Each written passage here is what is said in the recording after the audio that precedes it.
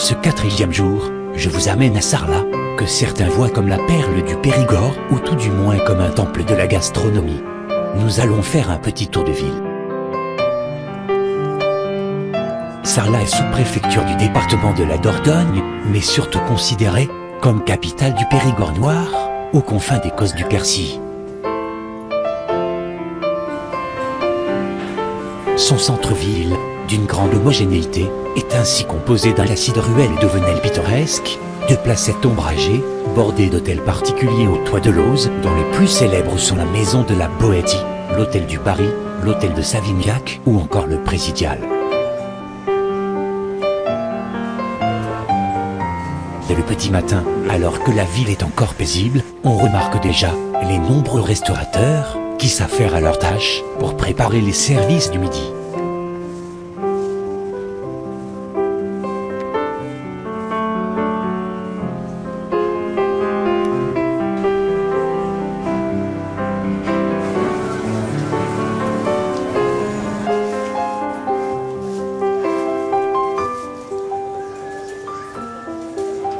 La cathédrale Saint-Sacerdo de Sarlat est une cathédrale française catholique romaine. Quoique réutilisant certaines parties romanes de l'ancienne abbatiale, le style général de la cathédrale est gothique d'inspiration nordique, avec la présence de 2 vaisseaux collatéraux.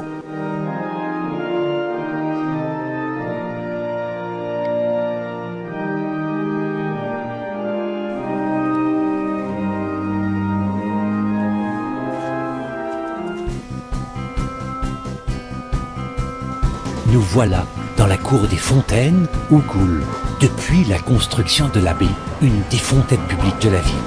À quelques pas de là, se trouve la lanterne mort, aussi appelée Tour Saint-Bernard. Elle est dans l'ancien cimetière du XIIe siècle. C'est une chapelle sépulcrale.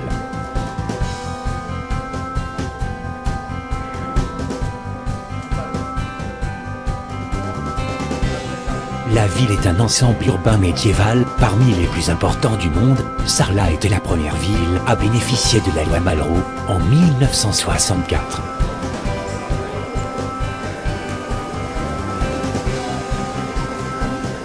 L'architecte Jean Nouvel a transformé l'ancienne église Sainte-Marie de Sarlat en marché couvert. Il a notamment implanté un ascenseur panoramique au cœur de l'ancien clocher. Une fois au sommet, les parois entièrement vitrées vous invitent à contempler Sarlat.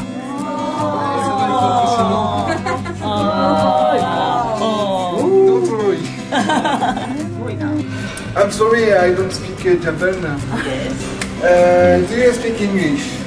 No? Un petit peu. Un petit peu, yes. Français, c'est mieux, non?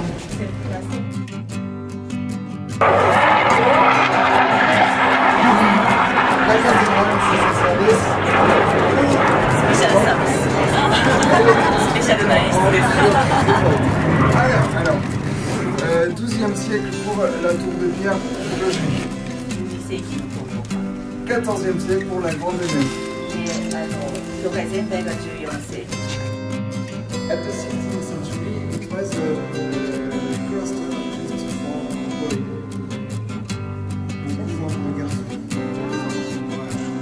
Et aujourd'hui, c'est devenu une école primaire. Arigato. やっぱこれ今の時間じゃないと暑いですね。私の名前はロックです。ロックさん。岩田さん。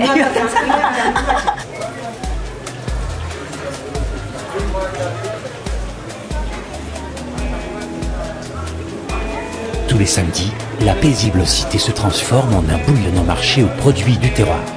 Et les produits régionaux y ont une grande place, comme les foie gras ou la truffe noire du Périgord.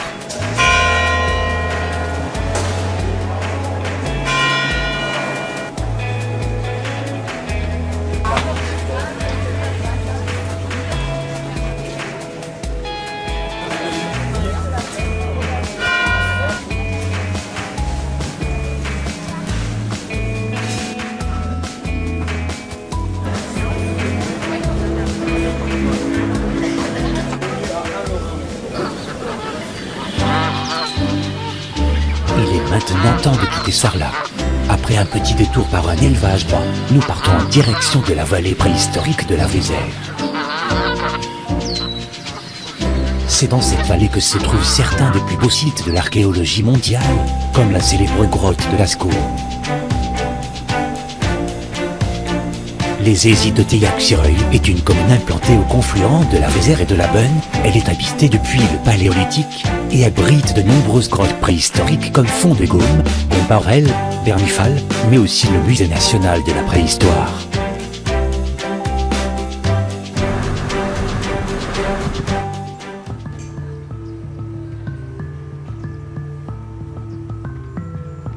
Pourtant, nous optons pour une autre approche de cet endroit. Nous nous éloignons de quelques kilomètres pour partir, à travers les sentiers et les sous-bois, découvrir le milieu de vie de nos aïeux.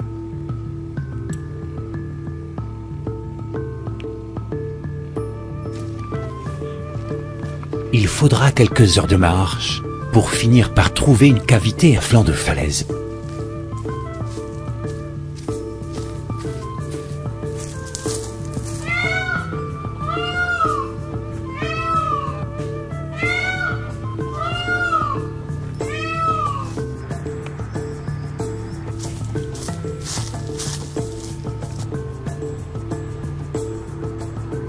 À mi-versant, à nos pieds, on découvre l'ouverture d'une cavité. Il est impossible de résister à une visite improvisée. Même si cela n'est pas très prudent avec notre faible équipement. On utilisera la vision nocturne de la caméra pour progresser un peu. Mais il faut vite se rendre à l'évidence. Dès le premier tournant, la température homogène de la grotte et l'obscurité totale rendent inefficace la vision nocturne, et il vaut mieux faire demi-tour.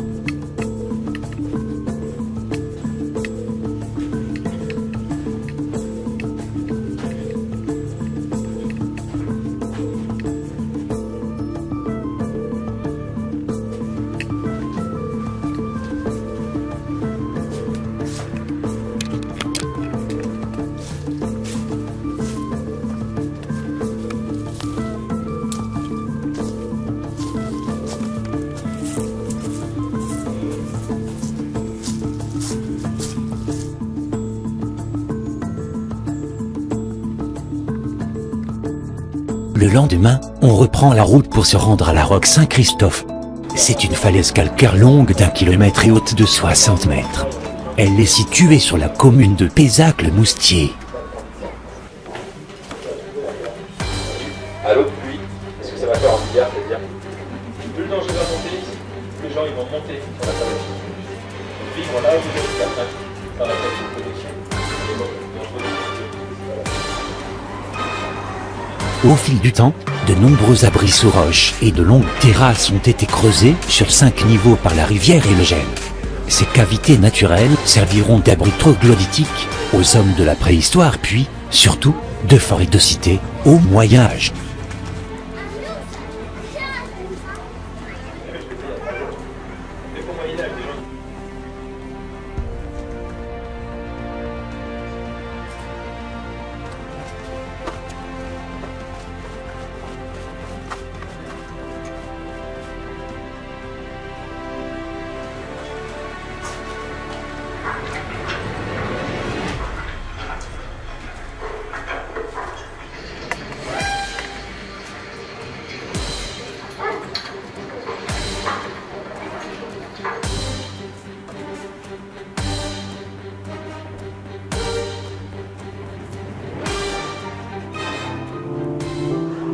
Pour le dernier jour, nous repartons vers la Dordogne pour y visiter un des nombreux châteaux qui jalonnent la vallée, héritage notamment du face-à-face entre Français et Anglais à l'occasion de la guerre de Cent Ans.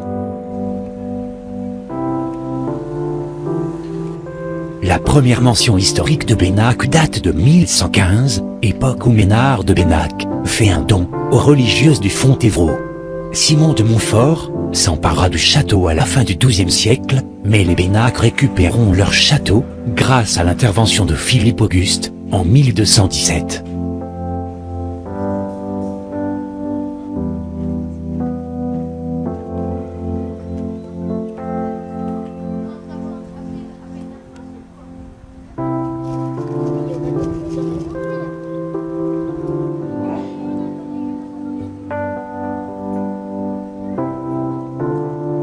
Le château est une construction médiévale, d'allure austère, perché sur le haut d'une falaise calcaire dominant le bourg sur la rive droite de la Dordogne.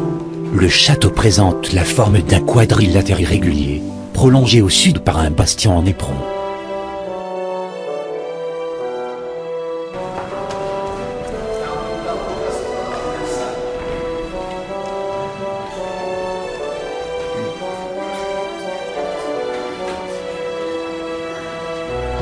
Le donjon, garni de créneaux, date du XIIIe siècle.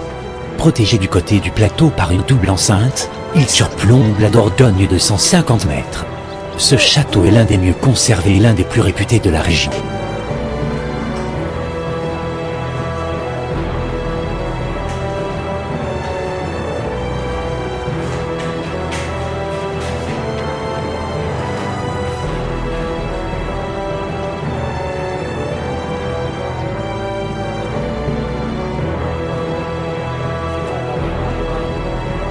C'est ici que s'achève notre visite de la Dordogne et du Périgord.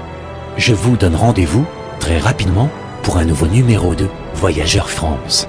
Nous serons dans la vallée de la Loire, la vallée des rois de France. À bientôt.